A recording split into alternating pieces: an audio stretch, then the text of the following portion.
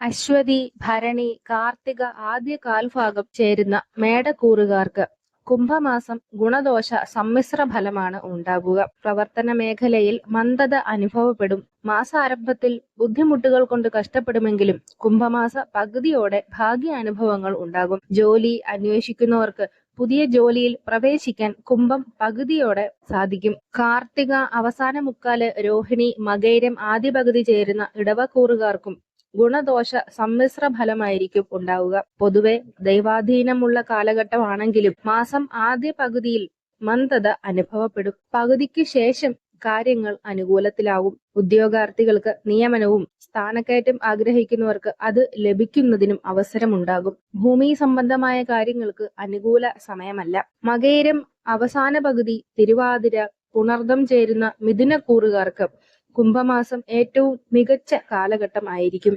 ആഗ്രഹിക്കുന്ന കാര്യങ്ങളൊക്കെയും കൈപ്പിടിയിലാക്കാൻ സാധിക്കും. കഷ്ടപ്പാടിന്റെ ഫലം കണ്ടു തുടങ്ങും. പ്രണയബന്ധങ്ങൾ ഉടലെടുക്കാൻ സാധ്യതയുണ്ട്. പങ്കുകച്ചവടം ലാഭത്തിലാകും. പുതിയ വാഹനം സ്വന്തമാക്കും. വിദേശത്തു നിന്നും സന്തോഷ വാർത്ത പ്രതീക്ഷിക്കാം.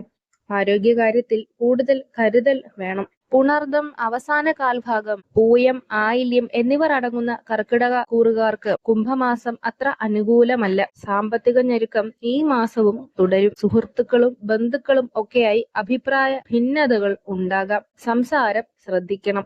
ആരോഗ്യം കൂടുതൽ ശ്രദ്ധിക്കണം. അസുഖ സാധ്യത ഉണ്ട്. സർവവും നഷ്ടപ്പെട്ടു പോകാൻ തക്കവണ്ണം ഭാഗ്യദോഷം ഉള്ള സമയമാണ്. കഴിയുമെങ്കിൽ തീർത്ഥയാത്ര പോകാൻ ശ്രമിക്കുക. അതുകൊണ്ട് പരിഹാരമുണ്ടാകും. മകം, പൂരം, ഉത്രം ആദ്യ കാൽഭാഗം ചേരുന്ന ചിങ്ങക്കൂറുകാർക്ക് അനുകൂല സമയമാണ്. സ്വർണ്ണാഭരണങ്ങൾ സ്വന്തമാക്കാൻ യോഗം കാണുന്നുണ്ട്. കോടതി കാര്യങ്ങളിൽ തീരുമാനമുണ്ടാകും.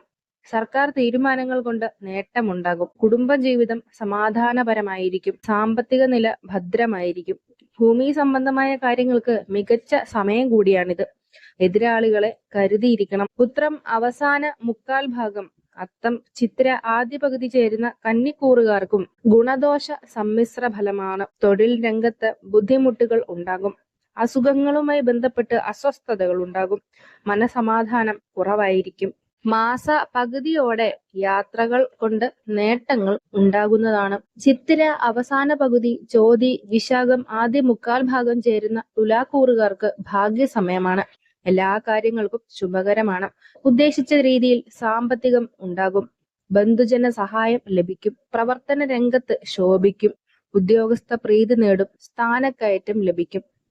വിശാഖം അവസാന കാൽഭാഗം, അനീഴം, തൃക്കേട്ട ചേരുന്ന വൃശ്ചിക കൂറുകാർക്കും അനുകൂല സമയമാണ്. ചുമതലകളും അംഗീകാരങ്ങളും ലഭിക്കും.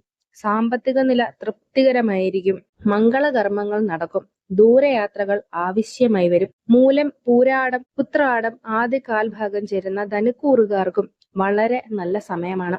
സുഹൃത്തിനെ കൊണ്ട് വലിയ നേട്ടങ്ങൾ ഉണ്ടായി വരും. ആഗ്രഹിക്കുന്ന രീതിയിൽ കാര്യങ്ങൾ നടക്കും. സാമ്പത്തിക നില ഭദ്രമായിരിക്കും. ഭാഗ്യ അനുകൂലമായതിനാൽ വിദേശത്ത് നിന്ന് വിചാരിച്ച വാർത്ത എത്തിച്ചേരും.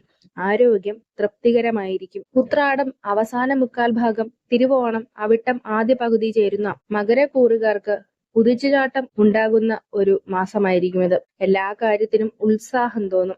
വിചാരിച്ച കാര്യത്തിനായി ഇറങ്ങിത്തിരിക്കും. പുതിയ ചുമതലകൾ ഏറ്റെടുക്കും. പങ്കാളിയുടെ സഹായത്താൽ വിചാരിക്കാത്ത കാര്യങ്ങൾ പോലും നടത്തിയെടുക്കും.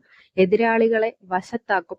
ആദ്യം മന്ദത തോന്നുമെങ്കിലും അതൊക്കെയും തരണം ചെയ്ത് മുന്നേറും. അവിട്ടം അവസാന പകുതി, ചതയം, പൂരൂരുട്ടാതി ആദ്യ മുക്കാൽ ഭാഗം ചേരുന്ന കുംഭക്കൂറുകാർക്കും മികച്ച സമയമാണ്.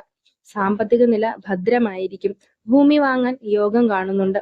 സ്വർണ്ണാഭരണങ്ങൾ വാങ്ങാൻ യോഗം ഉണ്ട്. പുണ്യകർമ്മങ്ങൾ അനുഷ്ഠിക്കാൻ കഴിയും. ദൂരയാത്രകൾ ആവശ്യമായി വരും. പൂരൂരുട്ടാതി അവസാന കാൽഭാഗം, ഉത്രട്ടാതി, രേവതി എന്നിവർ ചേരുന്ന മീനക്കൂറുകാർക്ക് ഗുണദോഷ സമ്മിശ്ര ഫലമാണ് ഉണ്ടാവുക. ചെലവുകൾ അധികമാകും. അലസത തോന്നാനിടയുണ്ട്. കുടുംബജീവിതം സമാധാനപൂർണമായിരിക്കും. തീർത്ഥയാത്രകൾ നടത്തും.